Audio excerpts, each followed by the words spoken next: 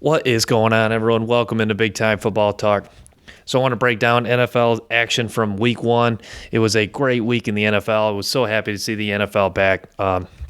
Just my excitement was just, out of this world. I couldn't believe we had finally, after the long month journey, COVID, all this, and football was back. The NFL was in full gear, and it was great to see. So I want to start off with my hometown team, the Detroit Lions.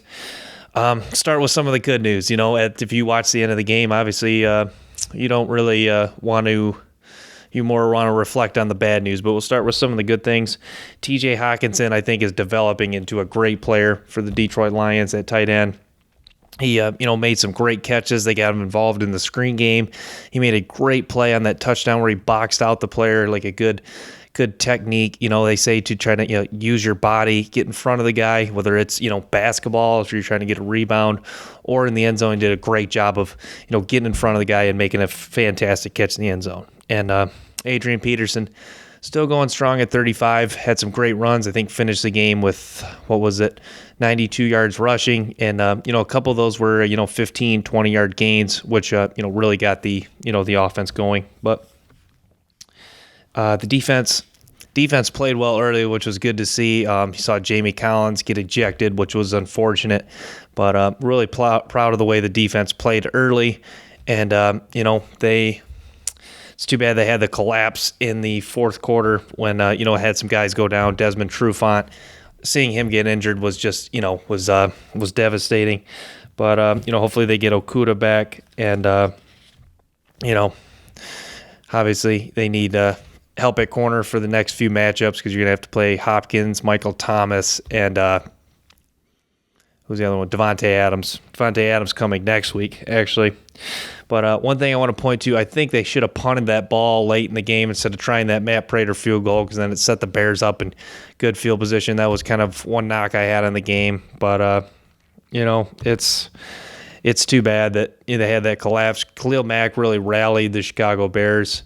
And, this is just pointing in the direction that really Matt Patricia, obviously, like a lot of Lions fans said they should have been gone last year, but it really shows that just really exposed, how poor of the coaches they really are. That was just a bad game management. There's no excuse from blowing a 23-6 lead in the fourth quarter. But, I don't want to harp on that too much. I want to try to look at the positive things the Lions could have done. And, but obviously a lot of the negatives coming later in the game. But next week, a big showdown against the Green Bay Packers. So I want to turn to the next game that I have to break down, and that was the the Sunday night game, the LA Rams versus the Dallas Cowboys. I thought the Cowboys defense really fought hard. You'd see they have a lot of talent on the defensive side of the ball, but they looked really confused with the some of the play action and the motion. Sean McVay, like they talked about, doesn't really call like a wide variety of plays, but he really gets the defense off balance, and that was key to moving the ball. And Malcolm Brown, some great runs, ran some tough runs, got in the end zone at least once. I'm not sure I can't remember if he got in twice, but Robert Woods was involved, which is good to see, because the wide receiver positions, I would say it's okay for the Rams. You also have Cooper Kupp, who's a reliable target. Robert Woods, a good year last year, but like I said, not a lot of touchdowns. So, but yeah, the Cowboys losing Leighton Vander Esch is going to hurt. This is a Cowboys defense that, is still very talented, even if you lose a couple guys. Donatari Poe came in this year. Aldon Smith, with his big return after, missing 5 years, is, big for the Cowboys. But this is a team that, could beat anyone, but, I feel like could lose to anyone. But I've talked about why I think Prescott's overrated, but I want to harp on this one for the Cowboys. You really had a good chance to win. I did not believe that was pass interference on Michael Gallup. So if that's not pass interference, you have a great opportunity to tie or win the football game at the end. So, but the Rams Cowboys, interesting teams. It's two teams that you're interested to see how it plays out. Obviously, very talented teams. The Rams very well coached under Sean McVay, but the Cowboys are not as well coached, I would say, under McCarthy, but still loaded with talent. So it'll be interesting to see what they do moving forward. And the Monday night game, I was pretty anxious to see, Big Ben's return. Big Ben is a super talented player. Last year missed, every game, but it was like 2, I believe. And, this game was close for a while, 9-10 before the half. And then James Washington got that big touchdown. Pittsburgh's defense was just locked in. They completely shut down Saquon Barkley. This is a Pittsburgh defense that, has taken an approach that I just love. The trade for Minkah Fitzpatrick, you getting the speed in Devin Bush that, was basically your guy who was replacing Ryan Shazier. TJ Watt's developing into one of the better outside linebackers in the National Football League. And, Joe Hayden still going strong at corner. This is, this was a great display against, Daniel Jones, a guy that, and an improved Giants offensive line, too. I saw, who's their offense? Andrew Thomas played a pretty good football game. Daniel Jones, moved the ball quite well. It's just, the ended in an interception, that one drive, and that's kind of just sums up Daniel Jones so far. It's just like he can sustain drives, but then it's just like a crucial fumble or a crucial interception. If he can just clean that up, that's partly why they brought in Andrew Thomas, because a lot of it was, a pass rusher, coming off the edge and, chopping his arm, and that's how it created the fumble. But, it's one of those things. It's, hopefully he just, learns from those mistakes and gets better. But, Juju and Deontay Johnson really look pretty well in this game. It's good to see that they have receivers, filling the hole with Antonio Brown now gone for his second season. Deontay Johnson is a fast guy that they like to get the ball to underneath. Same with Juju, and they like to, get him involved in the screen game. But I think this is a Pittsburgh offense is going to have success.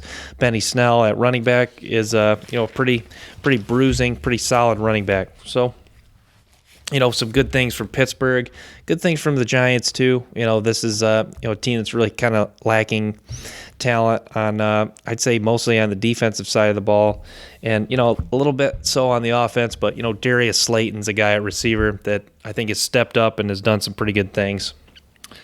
Some of the big takeaways from the other games, the Cardinals and 49ers, Kyler Murray and Hopkins, what chemistry. I tell you what, man, that is a lethal combo right there. Just 280 yards passing for Kyler Murray, but you see his playmaking ability demonstrated in every game. His ability to scramble and, get guys involved is just crucial. And then he had that clutch rushing touchdown to take the lead. And, Hopkins nearly scored on that one play, but 14 catches in this game, 150-some yards, and, a big early division win for the Cardinals. That's a dangerous team right there. I talked about the Cardinals a lot on this podcast, before the season started, obviously, with high praise, and this is a very tough division, the NFC West. In the Seattle versus Atlanta game, Russell Wilson was just flawless. 32 of 35 for 400 yards passing, 4 touchdowns. He had more touchdowns than he had incompletions. Russell Wilson, just one of the best in the business. Obviously, he, just incredible game. Jamal Adams, a pretty good big game too. It was, it's good to see Seattle having a big-time playmaker in the secondary again in Jamal Adams. And, Gurley was pretty good. The Falcons were pretty good offensively. Calvin Ridley, 130 yards receiving, 2 touchdowns. Julio over 100 yards receiving, no touchdowns. But, Todd Gurley played pretty solid early. And, this is a Falcons team, kind of like Cowboys and Rams. It could beat anyone, but I see them also losing to anyone. This is an explosive offense. And, the talent on defense is still there. It's not quite the defense it was a few years ago, like I've reiterated. But, Atlanta, still a competitive football team and a team to keep an eye on. It's only, you got to remind yourself this is only week 1. So, but some good stuff there. The Patriots, Cam Newton looked a lot like his old self, 15 of 19 and 115 yards passing, also 15 attempts rushing, 75 yards on the ground, and 2 rushing touchdowns. Came away with a 21-11 win. But Newton talked about Josh McDaniels' adjustments, and it talked about how, they kind of were well prepared for this game. And, the good coaching and then Newton's athleticism led to a 21-11 win over the Miami Dolphins. And then the Bucks and Saints game. One thing I want to say is I think they should have got the ball to Leonard Fournette more. Fournette obviously hasn't really had time to practice with the team a lot, but he's a guy that could really help this team and just another weapon. And, Tom Brady, it looked like that him and Mike Evans weren't always on the same page with a couple throws. Tom Brady, in his older age, you can tell that he's relying on making spot throws. He's throwing more to a spot. He doesn't really have as much of the arm strength as he used to. And it showed on that one that was intercepted for a touchdown that it was just too long of a throw. And jumped the route, had plenty of time. The defensive back had to jump the route and make an interception on it. But, it's Alvin Kamara looks like every bit of the money. He's worth every bit of the money there. And 2 rushing touchdowns in the game. Or 2 touchdowns in the game, 1 rushing and then 1 passing. So a big day for Alvin Kamara. And, yep. So next game was the Redskins versus Eagles. And it really showed that Carson Wentz and the Eagles looked pretty good early on. Wentz really likes throwing the ball to the tight end. And I was really impressed with Dallas Goedert. He's a guy that just keeps improving at the tight end position and is, really making this Eagles team a little bit more tougher. Obviously, another weapon at the tight end position, let alone to go along with Zach Ertz. But this is a game that just Wentz's interceptions got Washington back in it, and their pass rush just became scary. Finished the game with 8 sacks, and Wentz was just under duress that whole second half. They really, ramped it up. Obviously, it was there in the first half, and in the second half, it kept coming, and forced some turnovers on Wentz. Got back in the game. Haskins looks pretty confident throwing the ball. Throwing the ball with some zip on it. Their intermediate range passing game was there, and Haskins looked confident in his offensive line and himself too. Last year didn't really have a lot of confidence in his O-line and just made some plays.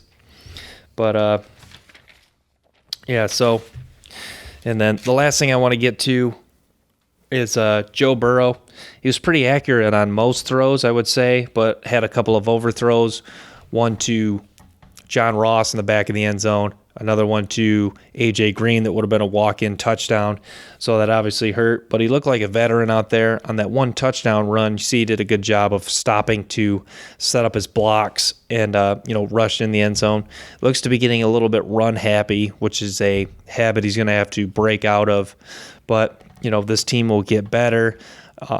Obviously, hopefully A.J. Green stays healthy and the defense keeps improving and the offensive line keeps improving. This year they get back Jonah Williams at tackle, who was their first-round pick in 2019. Didn't play at all last year, and now he's healthy. So hopefully he'll stay healthy to continue to protect his blind side. But, that's a quick summary of the NFL Week 1 recap. Make sure to stay tuned for more latest clips from the show. Also, guys, I'm going to link below my Patreon. There's 3 level tiers you can sign up for. The first tier is just donate $3 to help out the show. The second one is a $5 for DraftKings videos I'm going to post on the Patreon. And then the $10 is you'll get my personal optimal DraftKings lineup. So thanks for your continued support of the channel, guys. Make sure to like and subscribe if you enjoyed. And until next time, peace.